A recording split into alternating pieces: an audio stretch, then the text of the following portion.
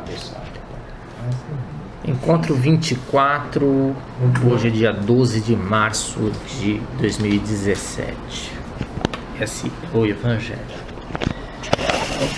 Evangelho segundo o Espiritismo, capítulo 25. Buscai e achareis. Capítulo 25. Já é o primeiro item. Ajuda-te a ti mesmo, que o céu te ajudará.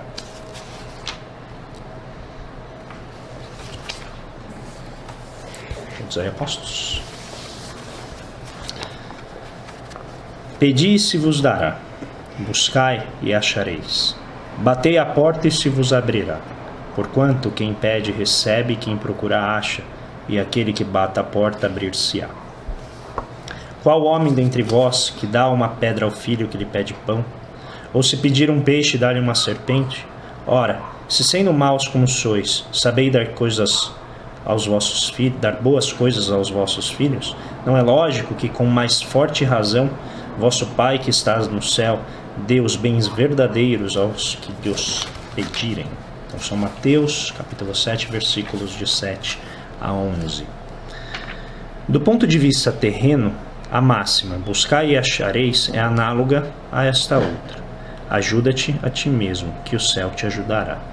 É o princípio da lei do trabalho e, por conseguinte, da lei do progresso, porquanto o progresso é filho do trabalho, visto que este põe em ação as forças da inteligência. Na infância da humanidade, o homem só aplica a inteligência à cata do alimento, dos meios de se preservar das intempéries e de se defender dos seus inimigos. Deus, porém, lhe deu a mais do que outorgou ao animal. Um desejo incessante do melhor. E é esse desejo que o impele a pesquisa dos meios de melhorar a sua posição, que o leva às descobertas, às invenções, ao aperfeiçoamento da ciência, porquanto é a ciência que lhe proporciona o que lhe falta. Pelas suas pesquisas, a inteligência se lhe engrandece, o moral se lhe depura. As necessidades do corpo sucedem às do espírito. Depois do alimento material, precisa ele do alimento espiritual. É assim que o homem passa da selvageria à civilização. Mas bem pouca coisa é imperceptível mesmo, em grande número deles, o progresso que cada um realiza individualmente no curso da vida. Como poderia então progredir a humanidade sem a pré-existência e a reexistência da alma? Se as almas se fossem todos os dias para não mais voltarem, a humanidade se renovaria incessantemente com os elementos primitivos, tendo de fazer tudo, de aprender tudo. Não haveria, nesse caso, razão para que o homem se achasse hoje mais adiantado do que nas primeiras idades do mundo, uma vez que a cada nascimento todo o trabalho intelectual teria de recomeçar. Ao contrário, voltando com o progresso que já realizou e adquirindo de cada vez alguma coisa a mais, a alma passa gradualmente da barbárie à civilização material e desta à civilização moral.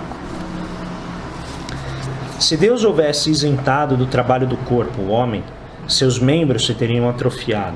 Se o houvesse isentado do trabalho da inteligência, seu espírito teria permanecido na infância, no estado de instinto animal.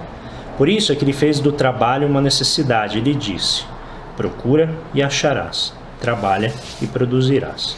Dessa maneira serás filho das tuas obras, terás delas o mérito e serás recompensado de acordo com o que hajas feito. Em virtude desse princípio é que os espíritos não acorrem a poupar o homem ao trabalho das pesquisas, trazendo-lhe já feitas e prontas a serem utilizadas, descobertas e invenções, de modo a não ter ele mais do que tomar o que lhe ponham nas mãos, sem o incômodo sequer de abaixar-se para apanhar, nem mesmo o de pensar.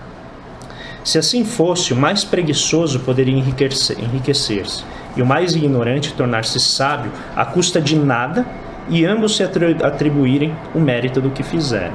Não, os espíritos não vêm isentar o homem da lei do trabalho, vêm unicamente mostrar-lhe a meta que lhe cumpre atingir, e o caminho que a ela conduz, dizendo-lhe: anda e chegarás.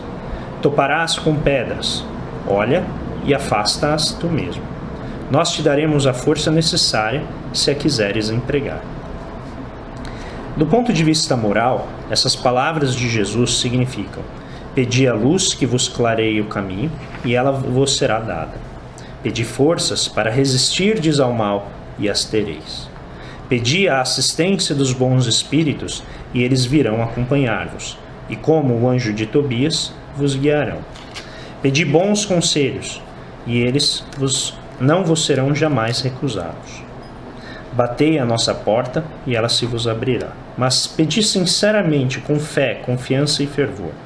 Apresentai-vos com humildade, e não com arrogância, sem o que sereis abandonados às vossas próprias forças, e as quedas que derdes serão o castigo do vosso orgulho. Tal o sentido das palavras: buscai e achareis, batei e abrir-se-vos-á. Bom, então,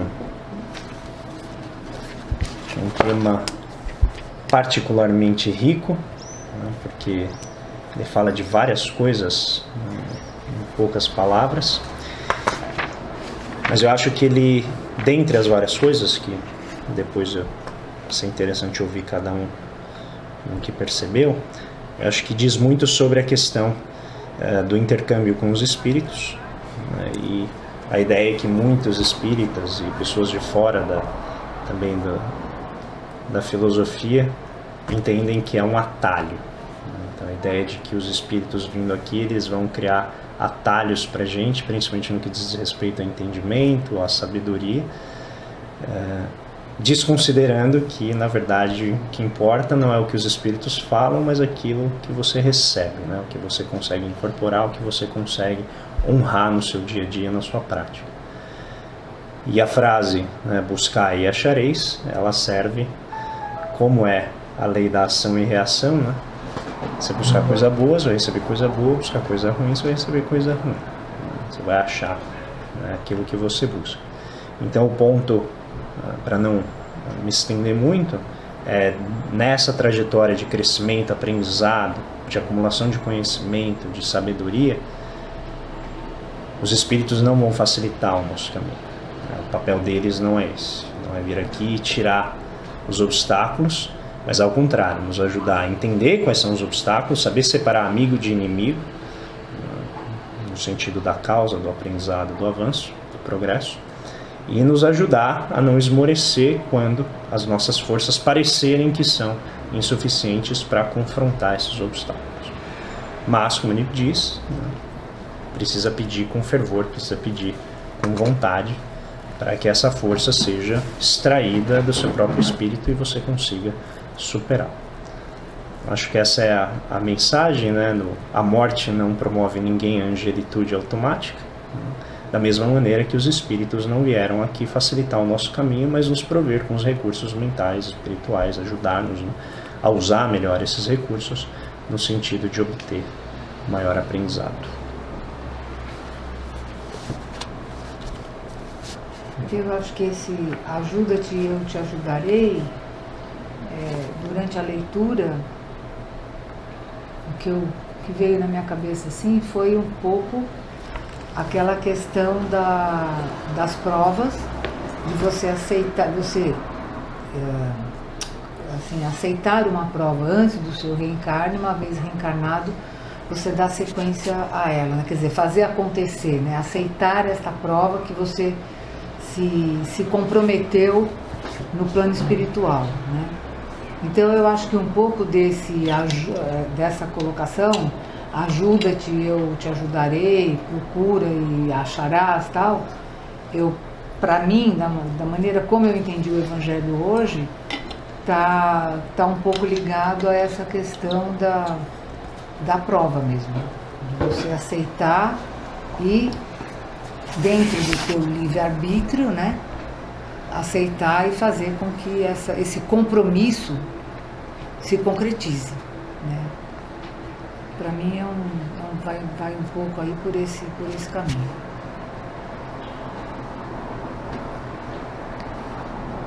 Acho que desde que você venha com a bagagem anterior, que você vem aprendendo, que você vem acumulando, sempre você tem que trabalhar para progredir. Não adianta Você aprende aqui e aprende na espiritualidade. E quando você volta, você vai aplicar aquilo que você aprendeu. Bem ou mal, né? Bem ou mal. Ou você faz a coisa direito, ou você faz a coisa errada, mas que é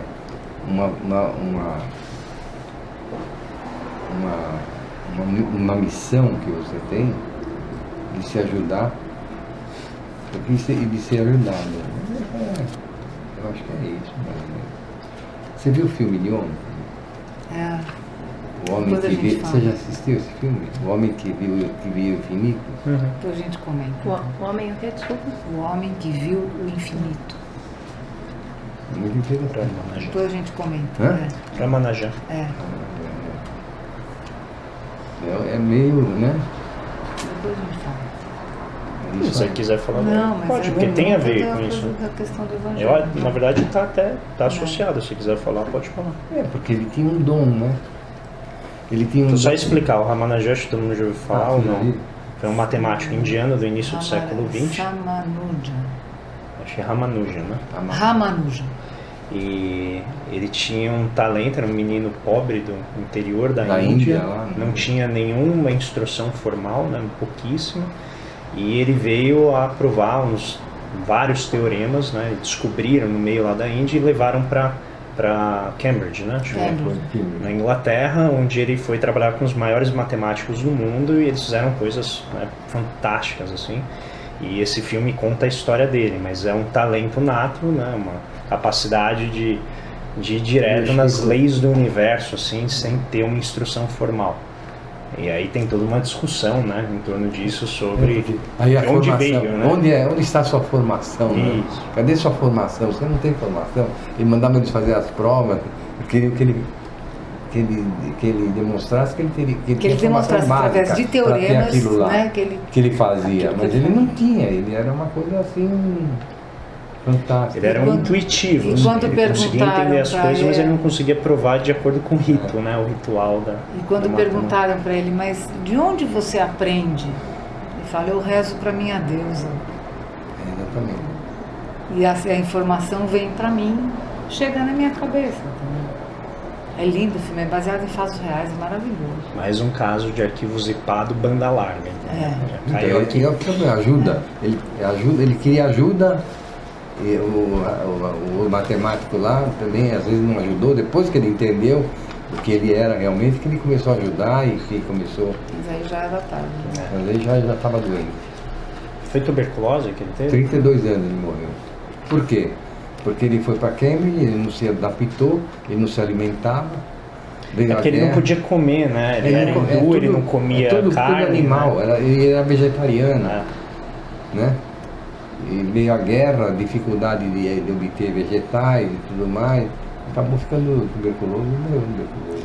E assim, uma grande questão também Com 32 anos, se ele tivesse. é Imagina. o preconceito, né? Porque ele era preconceito. chamado de pretinho. É o pretinho. Ele é da Índia. Ele era indiano. No meio de um monte de britânicos. E ele conseguiu entrar na sociedade real de matemática, né? Uhum. Defendeu o doutorado dele, né? É. É muito bonito o filme. Mas é isso aí. Eu só acho assim, é a velha história da vara para pescar. Tá? Então não adianta, você vai lá, dá a vara, põe a isca, pesca e fala, ó, tá pronto para você. Eu acho que o cara tem que ir atrás. Eu acho que é o que está acontecendo, que é o que a gente faz aqui. Nós estudamos, procura esse livro, filmes, tudo que está de acordo com o que a gente faz, com o que nós estamos fazendo. Acho que, em tese, o que ele fala de trabalho é isso. É a procura de conhecimento para ver se conseguimos nos elevar um pouco a mais. É o que eu acho que é o que ele fala de trabalho aí. Não é trabalho físico, entendeu? Não que isso... O uso da inteligência. É, a inteligência é um problema. Mas é usar o que temos. Quem não tem...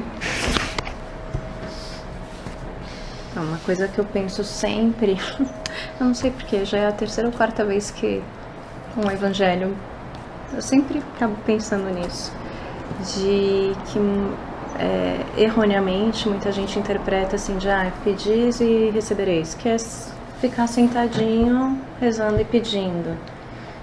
E não, né? É o trabalho que seja, mas é ir atrás, é procurar e te fazer o bem. Então, o que me faz crescer? E aí sim as coisas vêm. Mas é uma coisa que eu já comentei aqui várias vezes, mas que sempre vem na minha cabeça, da questão de não ficar esperando sentado, olhando pro céu, né? É fazer o que o coração manda, é atuar, né? Não esperar passivamente cair no colo. Você tem razão, realmente foi o que ele fez, né? Ele Nossa, foi atrás ele do escreveu. Ele né? foi atrás, nesse filme ele vai atrás, porque Ele vai. ele não é aceito, mas ele enfrenta e tenta, Foi e manda exatamente o que carta, ele Eu e estou certo, os pede. caras falam, não, você está errado. Ele, então eu vou mostrar que eu tô Então eu vou provar certo. Ele tô provou. O buscar e achareis tem uma coisa que é interessante, que também é o que você busca, né? O que você pede, que muita gente acaba indo por um caminho do ceticismo, porque na verdade se fosse pedir, ela pediria coisas materiais, coisas banais do dia a dia, coisas que não estariam não seriam necessárias para a evolução moral dela, né? Talvez fosse caminho, seria pedir o atalho em vez de pedir o que a fizesse crescer de fato. E muita gente acaba indo por um caminho de descrença e de ceticismo com as religiões, com Deus ou com os deuses, por conta de esperar coisas que essa esfera espiritual não tem como prover, porque seria simplesmente bancar o conforto da pessoa sem o próprio esforço dela. E seria interferir na nossa evolução também, né? Sim. Aí fica muito fácil. Que em geral as pessoas têm uma visão bastante utilitarista, né, do que é essa troca com os espíritos, né? E mesmo com a figura, né, o conceito de Deus. Então, frequentemente eu ouço as pessoas falando: se Deus existisse não morreria tanta gente, se Deus existisse não aconteceria tal. E aí se pergunta, mas então você só lembra de Deus que Deus não existe nas coisas ruins. Então, quando é coisa boa é o homem que faz, quando é coisa ruim a culpa é de Deus que não evitou. Então me parece que a coisa fica muito cômoda no sentido de eu esperar aquilo que é agradável e confortável. E eu entendo que o aprendizado raramente vem dessa forma. Ele raramente chega de uma maneira que fala assim: nossa, que legal, entendi tudo sem esforço, quando alguém te dá de fora isso. Então, principalmente em questões de corpo, de você conseguir fazer movimentos, isso é muito treino, né? A alegria, a satisfação, ela vem muito tempo depois, você está treinando aquilo repetidamente, isso é pena, né, para conseguir fazer um negócio. Então não é algo evidente quando a gente está falando de inteligência. Então, né, o esforço que você tem que acumular para conseguir chegar no lugar que a gente chama de fluxo, né, de flow, assim, que você entende as coisas e aquilo que você aprende a mais vai tranquilo, ele te estimula ainda mais, demora muito tempo para você chegar lá. Então essa visão que eu chamo de utilitária de Deus é uma visão que em si reforça exatamente os problemas morais que já existem, né? Então eu não quero um Deus que me provoque, que me faça mudar a minha compreensão da vida. Eu quero um Deus que reforce minha visão da vida, que é toma lá da cá. Né? Como se Deus estivesse meio num plano horizontal ou até paternalista, né? De conceder a gente o que a gente acha que a gente precisa. Né? Por isso que o Paulo falou a verdade, depende do que você busca. Né? Você está buscando algo que você acha que é importante para você, mas às vezes é só algo que você quer, não necessariamente algo que você precisa ter. Né? Então, aí só para terminar, eu lembro de uma frase, na verdade é uma troca que o Gandhi teve com um professor quando ele estava na Inglaterra, e como o Ramanujan lá, ele foi bastante perseguido, né, o Gandhi, por ser indiano. E aí, dentre as várias trocas que tiveram esse professor indo atrás do Gandhi, uma hora eles sentam para almoçar juntos. E aí o professor, querendo provocar o Gandhi, né, chega e diz assim: se você pudesse escolher entre dinheiro e sabedoria, o que você escolheria? Aí o Gandhi diz, evidentemente dinheiro, né? Aí o professor, assim, todo, né, poladão. Eu não, para mim eu acho que o que enobrece ao homem é sabedoria. Aí o Gandhi vira, meu amigo, cada um pede o que não tem, né? Né? Querendo provocá-lo, evidentemente, né? Mas é exatamente essa ideia, você vem aqui para buscar aquilo que você precisa, né? Não necessariamente aquilo que você quer. E aí vem o problema, será que eu estou desejando na linha que leva ao meu crescimento, ou será que eu estou sendo como uma criança, né, fazendo bagunça, esperneando para ter um capricho atendido? E aí me parece que grande parte dessas visões de Deus, e principalmente dos espíritos, são visões, né, infantilizadas, pedindo benesses, né, e não aprendizado e sabedoria.